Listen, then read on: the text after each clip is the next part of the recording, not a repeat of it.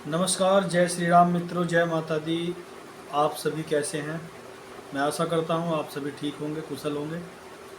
और इसी प्रार्थना के साथ में आज की वीडियो का जो विषय है वो मैं आपको बताना चाहता हूं। विषय बहुत गंभीर है क्योंकि ये दिल की गहराइयों तक पहुंचा हुआ विषय है, विशेषकर भारत में। मित्रों, सत्संग क्या होता है? सत्संग का अर्थ क्या है? ये तो ज़्यादातर लोग जानते हैं, हमारे काफ़ी भाई जानते हैं कि सत्संग पहली बात तो अच्छी ही चीज़ है। उससे ज्ञान का प्रकाश जो है वो हमारे मन मंदिर में प्रज्वलित होता है और हम सत्संग के द्वारा अपने आप को परमेश्वर परमात्मा के समीप ले जाते हैं। दिन प दिन समीप ले जाते हैं, जितना हम सत्संग में डूबते हैं ले जाते हैं। सत्संग कैसा हो इसकी परख होनी जरूरी है। तो मेरे कहने का तात्पर्य ये है, वर्तमान में लोगों को सत्संग के नाम पर ठगा जाता है। ठगा ही नहीं जाता है, उनको विचारों के द्वारा गुलाम बना लिया जाता है, यानी उनके विचारों को पर कब्जा कर लिया जाता है। वो उसके बाहर कुछ सोच ही नहीं पाते। वो ये भी नहीं जान पाते हैं कि ये सत्संग नहीं, एक पाखंड चल रहा है। इसकी पहचान कैसे करें? आप कर ही नहीं सकते। क्यों नहीं कर सकते?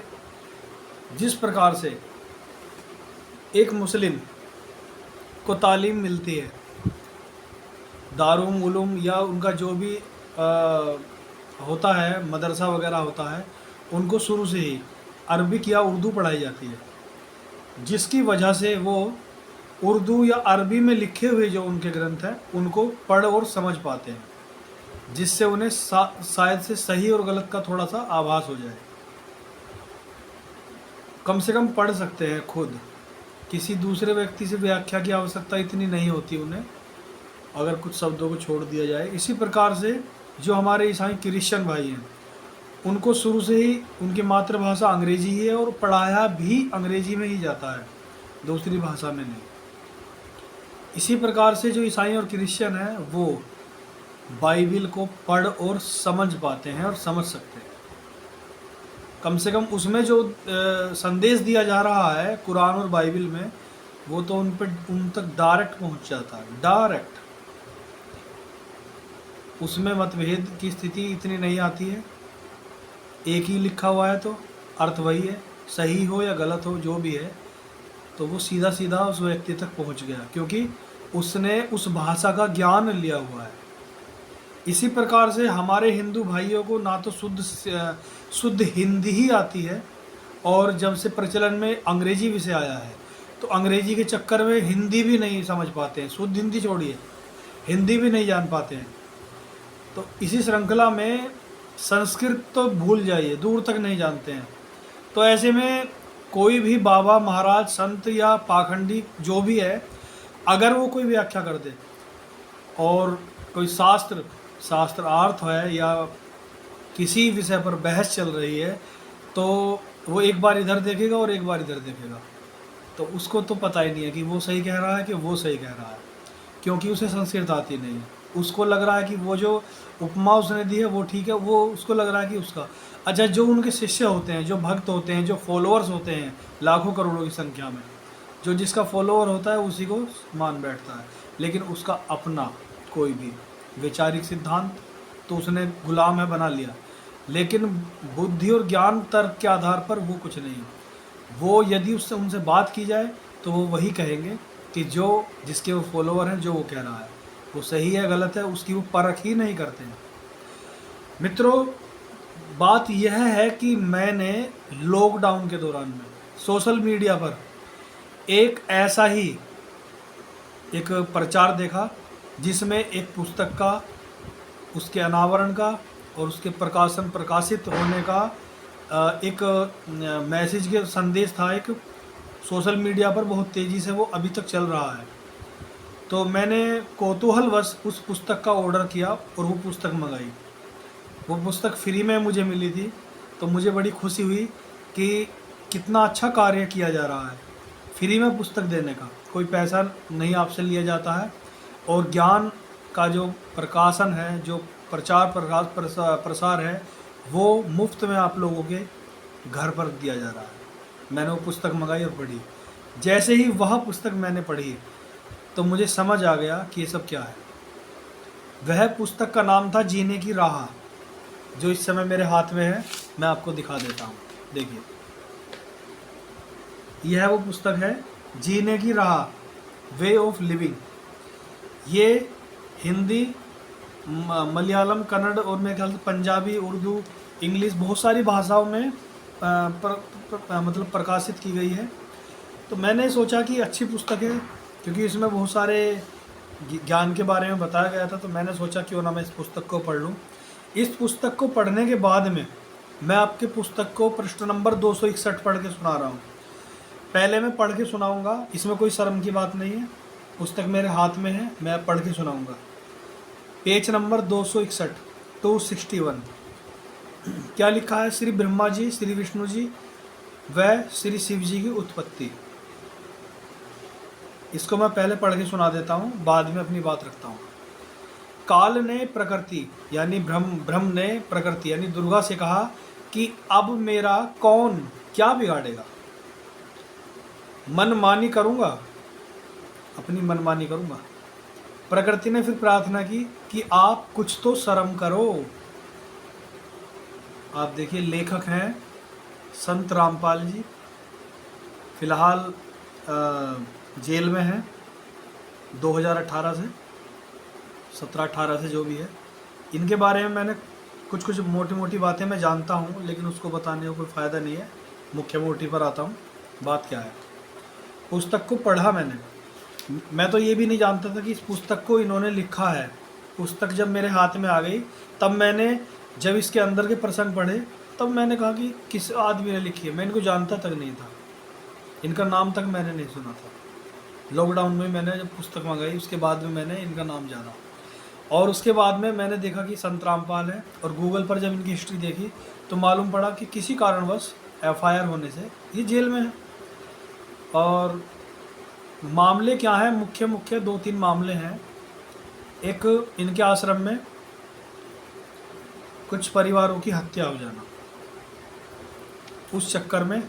दूसरा मुद्दा है ज़मीन, अवैध ज़मीनों को हड़प लेना, यानी अवैध तो छोड़िए, लोगों की ज़मीन को हड़प लेना। तो उन लोगों ने इनके आश्रम के खिलाफ, इनके खिलाफ FIR दर्ज की। तो और भी कई मुकदमे हैं, इसमें मुझे नहीं जाना है क्या मुकदमे हैं क्या नहीं है, वो कोर्ट जाने, ये सब जाने। तो कहने का तात्पर्य ये है कि अब ऐसा भी नहीं है कि महाराजों के पीछे कांग्रेस पड़ गई थी। 2018 आप समझ सकते हैं, BJP सरकार थी, कांग्रेस की सरकार नहीं थी। वो तो जो क्रिश्चियनिटी और धर्म परिवर्तन के विरोध में थे, उनको जेल में डाला था। लेकिन ये बाद की बात है। तो प्रकृति दुर्गा कहती हैं कि प्रथम तो आप, मैं एक बार फिर से पढ़ देता हूँ। जो इनके फॉलोअर हैं संत रामपाल जी के, वो भी ध्यान से पढ़ें और अपनी बुद्धि लगाएं। फिर मैं आपको बताता हूँ आगे की बात। काल ने प्रकृति दुर्गा से कहा कि अब मेरा कौन क्या बिगाड़ेगा, मनमानी करूँगा। प्रकृति ने फिर प्रार्थना की कि आप कुछ तो शर्म करो। प्रथम तो आप मेरे बड़े भाई हो। अच्छा, क्योंकि उसी पूर्ण परमात्मा, कबीर देव कह रहे हैं, कबीर देव लिखते हैं कि वचन शक्ति से आप मेरे बड़े भाई हो। ये पॉइंट फिर से सुनिए, क्योंकि उसी पूर्ण परमात्मा, कौन पूर्ण परमात्मा? कबीर देव, कबीर देव नहीं, कबीर। कवि कौन होता है? लिखने वाला।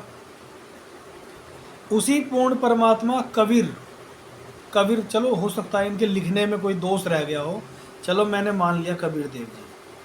क्योंकि उस पूर्ण परमात्मा कबीर देव जी की वचन शक्ति से आपकी अंडे से उत्पत्ति हुई है।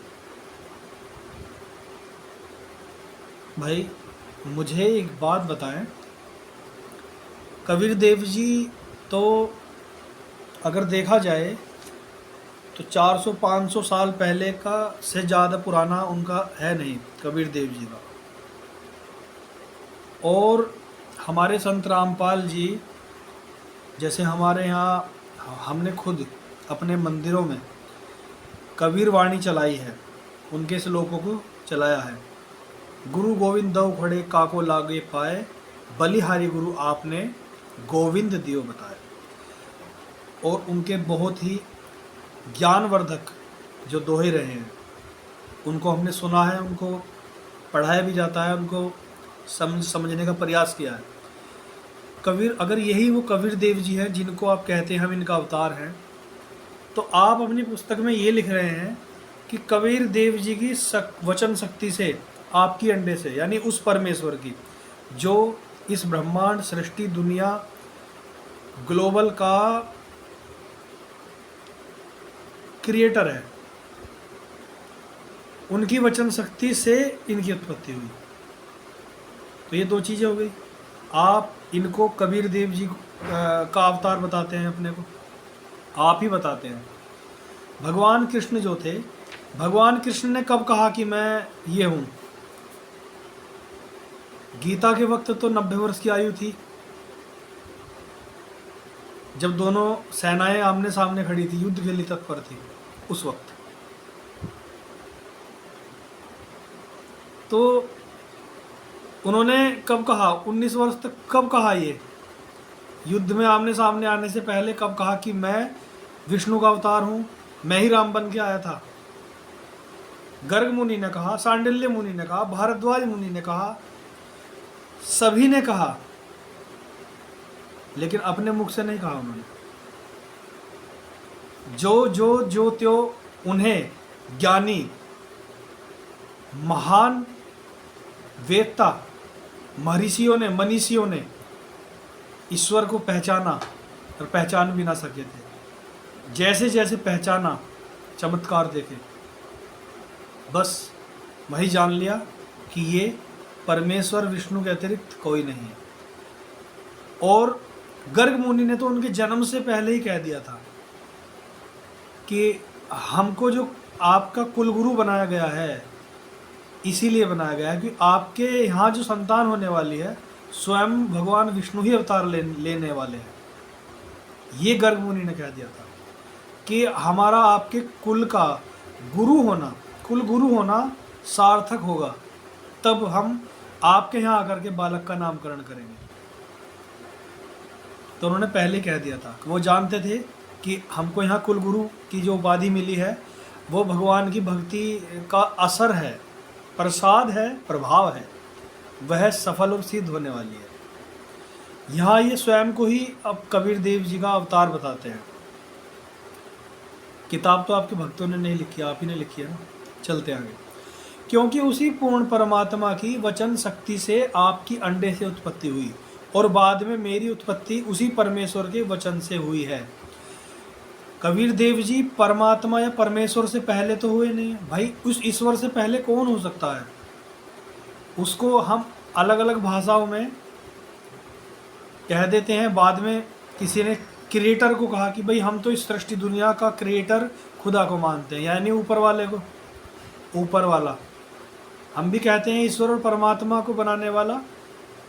अब वो किस तरह से डिवाइन करते हैं इसको, लेकिन ईश्वर जो परमात्मा है वही क्रिएटर है इस संसार का। और रही बात सनातन धर्म की, तो मेरी वीडियोस पुस्तक पर है, वैसे वो भी पूरी पुस्तक पर नहीं है, बहुत लंबा वीडियो हो जाएगा, इसलिए कुछ कुछ पॉइंट लिए हैं और आगे भी वीडियो बनाऊंगा बचे हुए पहलू पर। तो कहने का अर्थ ये है कि ईश्वर जो क्रिएटर है उसको भी इन साहब ने ही बोला था कि आप अंडे से उत्पन्न हुई। यानी भाई क्रिएटर ईश्वर नहीं है, परमात्मा नहीं है मेरे भाई। क्रिएटर ये व्यक्ति है, ये व्यक्ति है। इसकी पूजा करो, चरण वंदना करो इस व्यक्ति की, इस व्यक्ति को ही दे दो अपना सब कुछ।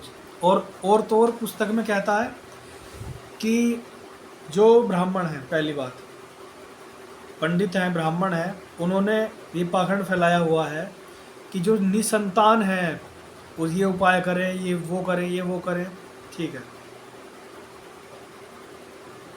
ये उपाय करें वगैरह वगैरह करें। भाई जिनको डॉक्टरी परेशानी हो डॉक्टर के पास जाए, जिनको डॉक्टरी चीज़ से आराम नहीं लग रहा है, या ऐसे ऐसे विद्वान भी हैं, कान खोल के सुनिए, ऐसे विद्वान भी हैं जो आपका ग्रह गोचर देख करके ये बता सकते हैं कि आपको सहायता किसकी लेनी चाहिए, उपायों की, प्रार्थना की, या उसके साथ साथ वैद्य की। उस दिशा में काम करिए। हम ऐसे ही करते हैं काम। तो ये है। अब ये कहती हैं कि दूसरे मैं आपके पेट से बाहर निकली हूँ, तो आपकी बेटी हुई, और इस हिसाब से आप मेरे पिता हुए, और एक हिसाब से पति हुए।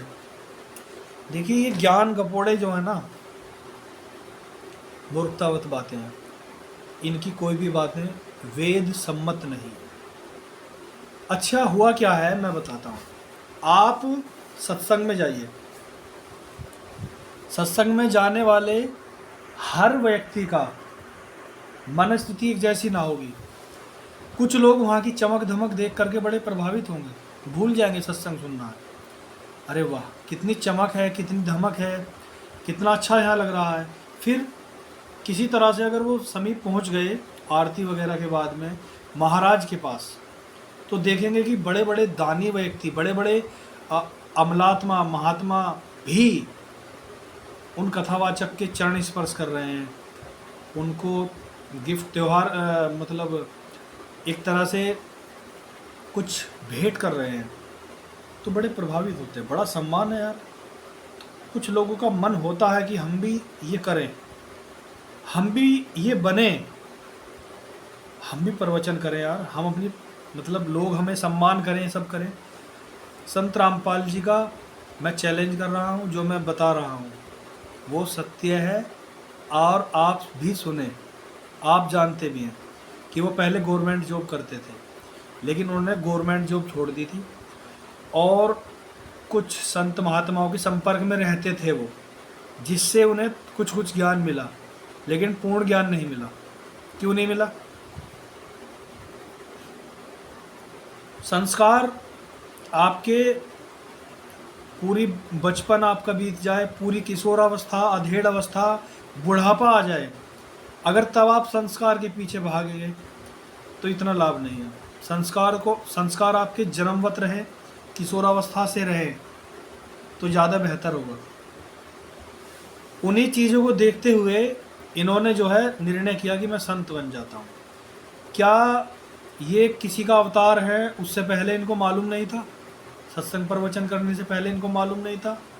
अगर इनके पास कोई शक्ति है तो ये शक्ति पहले इनके पास नहीं थी? पहले इन्होंने कुछ नहीं किया। जहीं किताब की बात करें, अगर ये परमात्मा ईश्वर की जहाँ जहाँ बात करते हैं कि सृष्टि रचना का प्रमाण उसमें मिलता है, करते हैं, लेकिन पहले अपनी बात रख रहे हैं कि भैया सृष्टि रचना ऐसे जैसे मैं कह रहा हूँ ऐसे हुई थी। उसके बाद में देवी भागवत का प्रमाण देते हैं, उसके बाद में कई शास्त्रों का, वेदों का भी देते हैं, और पुराणों का भी देते हैं। किसी पुराण में क्या लिखा हुआ है, ब्रह्मांड पुराण में क्या लिखा हुआ है, और ये मत्स्य पुराण में क्या लिखा हुआ है, और आपका कूर्म पुराण में, वाराह पुराण में क्या, अग्नि पुराण में क्या लिखा हुआ है, और ये सब पुराणों का उल्लेख करते हैं, यानी अपनी बात को बड़ी करने के लिए। लेकिन वो बात किसी पुराण से मेल नहीं खाती है, मैच नहीं करती है। अभी जैसे अथर्ववेद का भी इन्होंने दिया है, उसमें एक श्लोक है, उसके बारे में भी बताते हैं। तो किसी भी गीता का भी देते हैं, लेकिन किसी से भी इनका मैच नहीं खाता है, किसी भी पुराण से। कि वेद से तो खाता ही नहीं है, वेद से तो भूल जाइए। वेद से तो मैं कह देता हूँ, जो जितने भी इनके शिष्य हैं, भक्त हैं, वेद पढ़िए। अगर नहीं आता है किसी गुरुकुल में जाइए, जितना आपका एजेंडा है, जो भी है, या ज्ञान बुद्धि भाई जो भी है तुम्हारा, एक बार वेद पढ़ने जाइए। एक बुरा लग रहा होगा मेरी बात का, लेकिन एक बार पढ़ने जाइए, कोई भी पैराग्राफ पढ़िए, उसका अर्थ समझिए, संस्कृत समझिए उतना जितना आप चाहते हैं। एक अथर्ववेद के कांड नंबर 4 में मंत्र नंबर 1, पहली बात तो मंत्र नहीं होते हैं, सुक्ति होती है, ठीक है। और मैं बता देता हूँ, ब्रह्मजज्ञानम प्रथमाम पुरस्ताद्वि श्रीमता सुरुचोवेन आवाह सह बुधन्या उपमा अस्या विष्ठा सतस्य योनिम सतस्य विवाह। श्लोक आपने अथर्ववेद का जो ऋचा है, सुक्ति भी नहीं ऋचा है, ये देखिए, ये ऋचा आपने छाप दी। इस ऋचा के छापने से क्या हो, कुछ मिला, कुछ नहीं मिला, लेकिन आपने जो अर्थ है वो अपनी मर्जी का लिख दिया है, अपनी मर्जी का। क्या वो अर्थ वही निकलता है? देखिए, मैं ये नहीं कह रहा कि आप पूर्णतः गलत हैं, कहीं कहीं पहलुओं पे आपकी बात, आपकी समझ बहुत अच्छी है, ठीक है आप जो कह रहे हैं। लेकिन अभी एक हमारे जाकिर नायक जी हैं, वो भी बहुत स्टडी करते हैं, मैं उनकी एजुकेशन को सलाम करता हूँ। लेकिन भाई मैं भी कुरान बाइबल के इधर उधर से चीज़ें याद कर लूँ, पेज नंबर याद कर लूँ, और ऐसे ही जो है कहाँ उस पुराण में क्या लिखा हुआ, बाइबल में कहाँ क्या लिखा हुआ, इस चीज़ से मैं सही साबित नहीं हो जाता हूँ। याद करने से उसका मैं अर्थ भी सही निकालूँ, मैं उसका अर्थ भी सही निकालूँ, तोते की तरह रटने से नहीं होता है। उसका अर्थ सही गलत निकालना मेरा अर्थ है। अभी मैं ये मंत्र मैंने पढ़ के सुनाया, इसका अगर मैं कुछ अर्थ निकालने लगूं, आपको संस्कृत आती नहीं है, ठीक है, तो आप मुझे कैसे गलत साबित करेंगे? क्योंकि आपको आती नहीं है। अगर आती है तो ही आप इसमें कूदेंगे, वरना मान लेंगे या दूर रहेंगे। तो सृष्टि रचना किसी जुलाहे ने की है, या उसने की है, इसने की है, ये कपड़े की तरह बुनकर की है, वही की है, वो की है, ये अर्थ नहीं निकलता है। ये हमारी स्वयं की भाषा है, हम जैसा मर्जी कहें। ऋग्वेद में एक मंडल बताया है इन्होंने, सूक्त नंबर 9 90, इनकी भाषा के अनुसार मंत्र नंबर 1 जो भी है, सहस्राशी रसा पौरुषाः सहस्राक्षाः सहस्रपात साभौमि गंग सर्वत्र स्पृत्वा ततिष्ठत् दशांगुलम। ये मंत्र है, ये पुरुषोत्तम का प्रथम मंत्र भी है। इसमें जो हिंदी अनुवाद है वो मेरे ख्याल से सही है, जो इन्होंने लिखा है वो मैं बता देता हूँ। पुरुष यानी विराट रूप काल भगवान अर्थात क्षर पुरुष, सहस्त्र सिर का यानी 1000 सिर वाले, सहस्त्राक्ष यानी 1000 सहस्त्र नेत्र यानी आंखों वाले, सहस्त्रपात यानी 1000 पैरों वाले, वह काल, सा भूमि यानी वह काल, भूमि यानी कि पृथ्वी वाले, विश्वतः सब ओर से, 21 ब्रह्मांड बोला इन्होंने, लेकिन मैं विश्वतः कहूँगा, 21 25 45 50 ब्रह्मांड नहीं कहूँगा, ठीक है। विश्वतः सब ओर से 10 अंगुलम 10 उंगलियों से, अर्थात पूर्ण रूप से काबू की हुई, वृत्ता यानी गोलाकार घेरे में घेर कर, अत्यतिष्ठत यानी कि इससे बढ़कर, अर्थात अपने काल लोक में सबसे न्यारा भी 21वें ब्रह्मांड में ठहरा है, यानी रहता है, उसको रोके ठहरा ही रहता है। अब आपने जो सृष्टि रचना या ईश्वर परमात्मा की जो बात कही है, इससे क्या साबित हो गया? अगर आप अपनी भाषा से कहेंगे तो ठीक है, संस्कृत का अपनी मर्जी से भाषा से अनुवाद करेंगे तो ठीक है, अगर जू का तू करेंगे तो मैच ही नहीं खाएगी। कहाँ इससे मैच कर रहा है आपका कि आपने बोला है? सृष्टि रचना का वेद में जो प्रमाण मिलता है, अच्छा शिव पुराण में जो भी प्रमाण मिलता है वो लमसम आसपास आप उसके हो सकते हैं, लेकिन पूर्णतः नहीं मिलता है, किसी पुराण में नहीं मिलेगा मेरे भाई। पुराण क्या वेदों से अलग हैं? उसके आधार पर ही तो हैं। व्यास जी हुए, हमारे गणेश जी हुए, ब्रह्मा जी के मुख से जो भी पुराणों का, वेदों का प्रतिपादन, संपादन, लेखन हुआ, कार्य हुआ, वह एक दूसरे से भिन्न नहीं है। हमारे सनातन धर्म में कोई भी आपस में मतभेद नहीं है, बनाए जाते हैं, बनाए जाते हैं, सिद्धांत विचार अलग होने से बनाए जाते हैं। रही बात उसकी, कुछ ऋषियों का भी आपस में मतभेद रहता था किसी चीज़ पर, कोई बात नहीं है। और रही बात नास्तिकता की, वेद शास्त्र में नास्तिक भी एक दर्शन है, तो शास्त्र और वेद को भी पठन पाठन के बाद में अभी मिलते हैं। देखिए, एक श्लोक वह कहता है जाकिर नायक, एक सनातनी कहता है, महात्मा कहते हैं। वही श्लोक को रामपाल जी ने भी कहा है। कभी इस पे वीडियो मैं बनाऊंगा, अगर मुझे अवेलेबल हुआ सबका वीडियो, अपने वीडियो में मेंशन करके, वीडियो दिखा करके मैं वीडियो बनाऊंगा। तो वही श्लोक है, लेकिन अर्थ सब अलग अलग निकाल रहे हैं। श्लोक वही है, हिंदी अर्थ जो लिखा है वो भी वही बोल रहे हैं, लेकिन अर्थ अलग निकाल रहे हैं। तो जिसका जितना जैसा बुद्धि मन विचार है वैसा अर्थ निकालते हैं, लेकिन इसका अर्थ ये नहीं है कि वह ही सत्य हो जाएगा। और जाने से पहले एक बात कहना चाहता हूँ, अगर आप कहते हैं मेरी वीडियो किसी के खिलाफ नहीं है, मैंने अपने आप को इतने समय से रोका हुआ था मैं वीडियो ना बनाऊं, लेकिन मुझसे रहा ना गया वीडियो बनाए बगैर। और हमारे कुछ भाई हैं जो हमें मिलते हैं, जिन्होंने दीक्षा ली हुई है श्री रामपाल जी से, उनसे मेरी बातें हुई, सवाल जवाब हुए, वो प्रभावित तो हुए हमारी बातों से, लेकिन हमारा उद्देश्य उन्हें प्रभावित करना नहीं था। हमारा उद्देश्य ये था कि आप कितने समय पहले दीक्षा आपने ली, इतने साल पहले, ठीक है। उससे पहले आप होली बनाते थे, हाँ जी। दिवाली बनाते थे, हाँ जी। पितरों की पूजा करते थे, हाँ जी, ठीक है, सब काम करते थे। अब नहीं करते, क्यों? अब क्या करते हैं? इस परमात्मा की, यानी कि राम की पूजा हम नहीं करते हैं, कृष्ण की पूजा हम नहीं करते हैं, शिव जी की पूजा हम नहीं करते हैं, माता दुर्गा की पूजा हम नहीं करते हैं, नवरात्रि में पूजा हम नहीं करते हैं, कृष्ण जन्माष्टमी हम नहीं करते हैं, रामनवमी हम नहीं करते हैं, दशहरा हम नहीं मनाते हैं, राम की पूजा हम नहीं करते हैं, हनुमान जी की पूजा हम नहीं करते। तो भाई करते क्या हो? तो उन्होंने कहा हम अपने गुरु जी की पूजा करते हैं। इस पुस्तक में, क्या किसी भी पुस्तक में, इनके द्वारा किसी भी भाषण में ना तो परमात्मा के किसी रूप की पूजा बताई गई है, ना भगवान की पूजा बताते हैं। चलो ठीक है, सत्संग वाले तो वैसे भी भगवान की पूजा छुड़वाई देते हैं, लेकिन ज़रा विचार करिए, आपके पिताजी का नाम क्या था? आपके पिताजी क्या करते थे? सनातनी थे, ये सब पूजा किया करते थे।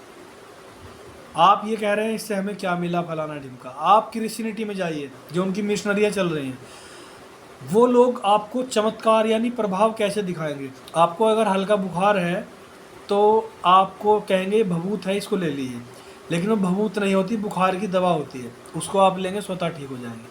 आप समझेंगे चमत्कार हो गया, चलो क्रिश्चियन बन जाते हैं। सनातन धर्म में तो ऐसा कोई चमत्कार हमें मिला नहीं, ठीक है। आपने बिना सोचे जाने वो दवाई खा ली और आप ठीक हो गए, ठीक है। पानी में मिला के दे दी या वैसे ले ली, ठीक है। आपने दवाई खाई और आप क्या सोचेंगे, अरे ये बढ़िया है, हमारे यहाँ तो ऐसा एकदम से बुखार नहीं उतरता। भाई कैंसर का इलाज करो, भाई टीबी का इलाज करो, भाई मैं तो कहता हूँ कि आप एड्स का इलाज करें। लाइलाज बीमारियाँ हैं, पैरालाइसिस हैं, बहुत सारी बीमारियाँ हैं, उनका इलाज करिए, लेकिन आप नहीं करेंगे। इनका इलाज आपके पास नहीं है, क्योंकि आप दवाई पीस करके केवल बुखार उतार सकते हैं, वो भी थोड़ा देर के लिए व्यक्ति का। दूसरी चीज़ ये है, सनातन धर्म में जी, यानी कि आपके पूर्वज, आपके पिताजी, दादाजी, आपके पिता के दादाजी, आपके दादा के दादाजी, उनके भी, जब कत्लेआम इतना हो रहा था कि जबरन धर्म परिवर्तन किया जा रहा था। अब क्या नाम लेना, क्या, चाहे वो मुस्लिम समाज से हो, चाहे क्रिश्चियन रहे हो, अंग्रेज रहे हो, चाहे मुग़ल रहे हो, जबरन धर्म परिवर्तन जो कराए गए थे, आपके पूर्वजों ने अपना धर्म नहीं छोड़ा, अपने धर्म पर अड़े रहे। लेकिन आपने क्षण भर भी देर नहीं लगाई कि किसी, मैं तो पाखंडी भी कहूँगा, पाखंडी ऐसा नहीं कि ये सत्संग कर रहा है, इनको कोई भी बातें वेद सम्मत नहीं है। थोड़ा सा संत महापुरुषों से ज्ञान ले लिया, क्या उन्होंने, भाई जो संत पुरुषों के पास आप जाया करते थे जब आप नौकरी करते थे, और उसके बाद जब आप जाया करते थे, क्या वो संत पूजा नहीं किया करते थे राम की? क्या वो संत कृष्ण जी की पूजा नहीं किया करते थे? अगर आपने उन्हीं का अनुसरण किया होता तो आप आज अपनी पूजा ना करवा रहे होते। ये पाखंड है और है, माने या ना माने, लेकिन पाखंड है। लेकिन जो व्यक्ति बुद्धिमान है, थोड़ा विचार है, थोड़ा शिक्षित हैं, वो समझ सकते हैं इस चीज़ को कि ये क्या है। इस वीडियो को बनाने का क्या मेरा उद्देश्य है और क्यों ये वीडियो बनाया जा रहा है। सत्य को सामने ला रहा हूँ। पृष्ठ नंबर दोबारा बता देता हूँ। केवल पूरी पुस्तक पढ़ लें, ज़्यादा बढ़िया है। मैं इस पुस्तक का प्रचार नहीं कर रहा हूँ, पुस्तक मंगाने की आवश्यकता नहीं है। आप इस पुस्तक को ऑनलाइन PDF भी पढ़ सकते हैं, इसमें कोई दोष, कोई बुराई नहीं है। अगर आप इस वजह से पढ़ रहे हैं, अगर आप मुझे गलत साबित करने के लिए पढ़ रहे हैं, तो आप बिल्कुल पढ़िए ये पुस्तक। पेज नंबर 261 भी पढ़िए और भी पहलुओं पढ़िए। यहाँ तक कि ये कहते हैं कि जो ब्राह्मण पंडित हैं कि हम संतान के ये करेंगे। देखिए भाई, पहली बात, ब्राह्मण कौन होता है, क्या होता है, मैं चैलेंज मार के कह रहा हूँ। आप जेल में इसको प्रमाणित करिए, जेल से बाहर आके करिए। और जो अंधभक्त आपके पीछे लगे पड़े हैं ना, है ना, जिनको आप बरगला करके देखिए, कोई व्यक्ति अपने मन से अगर आप में आ रहा है तो अलग बात है। सनातनी घर घर नहीं जाता है पुस्तकें लेकर के, सनातनी सड़कों पे नहीं घूमता है। अपने धर्म का प्रचार, पंथ का प्रचार करना बुरा नहीं है, लेकिन जब तक आप इस चीज़ को समझ पाएंगे, बहुत देर हो चुकी होगी मेरे भाई। और रही बात उसकी, आप अपने आप को ये देखिए, आप खड़े कहाँ पर हैं। वेद का खिलाफत ना किसी इस्लामिक किसी व्यक्ति ने की है। हिंदुओं की कर सकते हैं, वो सब चीज़ ही कर सकते हैं, जिहाद फैला सकते हैं, तबाही मचा सकते हैं, अधिकार के लिए लड़ सकते हैं, और किसी देश को अपना कर सकते हैं, मेजोरिटी बना सकते हैं, सरकार अपनी बनाना चाहते हैं, सब चीज़ ठीक है। लेकिन वेद की खिलाफत कभी नहीं की है, क्योंकि वेद प्राचीन है। ये सभी देशों ने माना है, US ने माना है, UN ने माना है, UK ने माना है, सभी ने माना है। कोई भी इनकार इससे नहीं करता है कि ऐसा नहीं है। सनातन धर्म सबसे प्राचीन है, हिंदू सबसे प्राचीन है, और भारतवासी सबसे प्राचीन है। इसमें सनातनी सबसे प्राचीन है, वेद सबसे प्राचीन है, पुराण सबसे प्राचीन है। ये बातें सिद्ध हो चुकी हैं। ये बातें बौद्ध भी मानते हैं, ये बातें जैन भी मानते हैं, ये बातें पारसी भी मानते हैं, ये बातें हमारे जो आर्य समाजी भाई हैं वो भी हमारे ही हिस्से हैं, अलग नहीं है। ना जैन अलग हैं, ना आर्य समाजी अलग हैं हमसे, सब सनातनी ही हैं। थोड़ा सा तरीका अलग बना लिया है, लेकिन उसी वेद का पठन पाठन वे लोग करते हैं, उससे यज्ञ करते हैं, और उसी वेद से पठन पाठन सनातन धर्म में चला आ रहा है। हो नहीं रहा है, चला आ रहा है पहले से। तो आप समझ गए होंगे। देखिए, सनातन धर्म को मानते थे। अरे आपके पूर्वजों ने इतनी मेहनत की थी, अपने आप को, अपनी ज़मीनें तक गिरवी रख दी, अपने आप को, मतलब एक तरह से अपने आप की ज़मीर को दांव पे लगा दिया, लेकिन सनातन धर्म को बचाने हेतु उस पर डटे रहे, और आपने क्षण भर देर नहीं लगाई। पहली बात, गुरु क्या है? गुरु की उपमा आप दीजिए तो गुरु को आप कहेंगे भव से पार लगाने वाला है, ईश्वर से, परमात्मा से मिलाने वाला है। परम ईश्वर परमात्मा से, भगवान किसी से मिलाने वाला है। भाई ये किससे मिलवा रहे हैं? ये आपको अपने आप से मिलवा रहे हैं, अपना स्वार्थ सिद्ध कर रहे हैं, अपनी पूजा करवा रहे हैं। ठीक है, इनकी इच्छा रही होगी भाई हमारी, हम भी अपनी पूजा कराएं, अपनी पूजा करा रहे हैं। उस क्रिएटर जो आया है, सब चीज़ उनको लेकर के छोड़ दिया। कल को अगर मैं ये कहने लगूं मैं तो फला भगवान का अवतार हूँ, तो भाई मान लेना। जब इसको मान गए आप तो मान लेना, जो भी बोले मान लेना फिर, क्योंकि अवतार जो बोले उसकी पूजा कर लेना फिर। ठीक है, और वो बोलेगा कि ऐसे ऐसे मैं ही, अरे मैं ही तो खड़ा था, क्रिएशन मैंने, क्रिएटर मैं मेरे सामने तो मैंने क्रिएट करवाया था ये सब, मैं ही तो खड़ा था। अरे मैं उसी का तो अवतार हूँ, मैं ही तो क्रिएट करवा रहा था सब कुछ, तो मान लेना। जब आप इसको मान गए तो उसको भी मान लेना। ईश्वर की स्थान कोई नहीं ले सकता, वो अनदेखा है, अनजाना है, जो भी है। ठीक है, और मैं ये सब असुर, दैत्य, गंधर्व, राक्षस, भूत, प्रेत, पिशाच, धर्म राक्षस, देवता, गंधर्व, नर, वृक्ष, पशु, पक्षी, कीट, पतंग, जीव, जंतु, लता, बेल, पर्वत, नदी, सरिता, अनल, जल, वायु, पृथ्वी, आकाश, ये जो भगवान देव, ये जो भी हैं दानव, इन सब के ऊपर एक वीडियो लेकर के आऊँगा, आप उसको भी सुनिएगा। बहुत ही गहन गहराई से वीडियो लाऊंगा, वेद शास्त्र सम्मत होगी, वेद सम्मत ही होगी। मैं ये कहता हूँ आप किसी भी पंथ, किसी समुदाय को फॉलो कर रहे हैं या कोई भी कर रहा है, हम उस पंथ, उस समुदाय का सम्मान जब करेंगे जब वह वेद सम्मत होगा। मनगढ़ंत नहीं चलेगा, मनगढ़ंत नहीं, वेद सम्मत होगा, शास्त्र सम्मत होगा, तो हम भी उसका समर्थन करेंगे। रही बात ज्ञान लेने की, कोई भी आयु सीमा नहीं होती है। यदि संत रामपाल जी ज्ञानवर्धक बातें करते हैं तो सबसे पहले मैं सुनना पसंद करूंगा, सबसे पहले मैं सुनना पसंद करूंगा। अच्छी बात है तो क्यों ना सुनूंगा, ज्ञान की बात है क्यों ना सुनूंगा, लेकिन ज्ञान गपोड़ी बातें होंगी तो बहिष्कार करूंगा। ज्ञान के नाम पर पाखंड होगा तो बहिष्कार करूंगा। ज्ञान के नाम पर परमात्मा की बजाय अपना नाम लेना होगा तो पाखंडी कहूँगा, बहिष्कार करूँगा, चाहे वह सनातनी ही क्यों ना हो, सनातनी का चोला पहने हुए पाखंडी ही क्यों ना हो। यदि पाखंड करेंगे तो बहिष्कार किया जाएगा, सीधा सीधा है। और मेरे हिंदू सनातनी भाइयों, आप भी जागिए, आंख बंद करके अपना ज्ञान जगाइए, आत्मबल बढ़ाइए, आत्मज्ञान बढ़ाइए। आपको स्वयं ज्ञान नहीं होगा तो आप किसी भी गपोले पाखंड में आ जाएंगे, इस चीज़ से सावधान रहिए। अरे ज्ञान जगाइए अपना, आपके पूर्वजों ने कितना कितना बलिदान दिया है, याद करिए उसको। खो गए मोबाइल, सोशल मीडिया में, क्या ये सोशल मीडिया आपके नाच गाने के लिए रह गया है? भाई मैं वीडियो बना रहा हूँ, क्या गलत है इसमें? आप डांस कर सकते हैं, आपकी इच्छा है, आप गा सकते हैं, आपकी इच्छा है, आप कुछ कह सकते हैं, आपकी इच्छा है।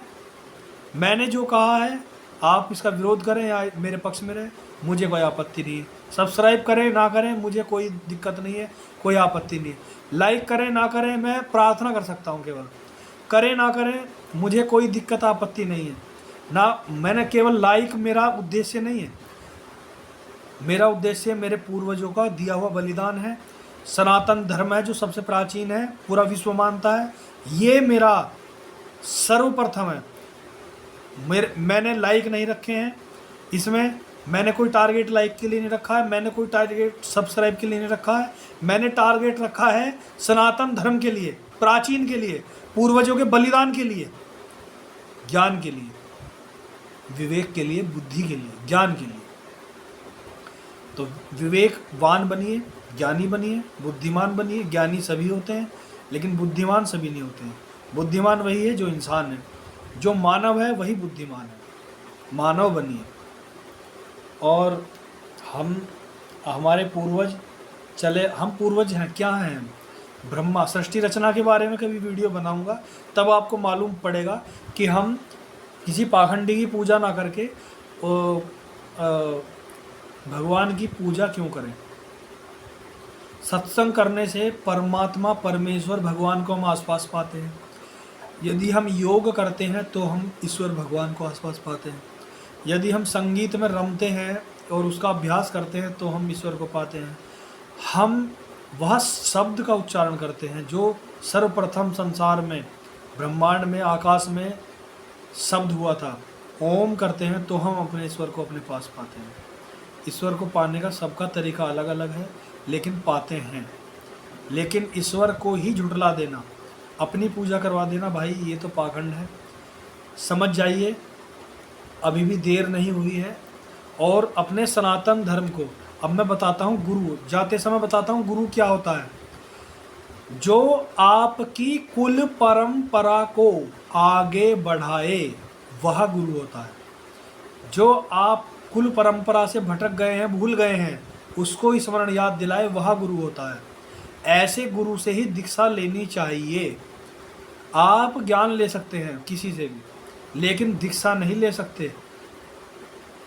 यदि वह आपकी कुल परंपरा को नष्ट कर रहा है, खत्म कर रहा है, समाप्त कर रहा है और आपको अन्य किसी क्रिया में लगा रहा है, अपनी पूजा में लगा रहा है, या जो आपकी कुल रीत चली आ रही है उसको ख़त्म कर रहा है, आपकी कुल देवी जिससे आप जुड़े हुए हैं अपने पूर्वजों से, कुल देवी की पूजा को समाप्त कर देता है, कुल देवता की पूजा को समाप्त कर देता है। जो रीति पूर्वजों से चली आ रही है, ना जाने कब से, जब से सृष्टि चली आ रही है या जब से भी चली आ रही है, आपका जब से कहे कि आपका जब से गोत्र है, जब से आपका शाखा है, प्रवर्ण है, संगठन है, जब से चली आ रही रीति को समाप्त कर देगा, तो समझिए कि वह दीक्षा लेने के योग्य नहीं है।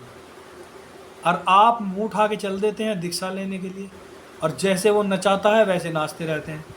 दीक्षा केवल योग्य गुरु से लेनी चाहिए।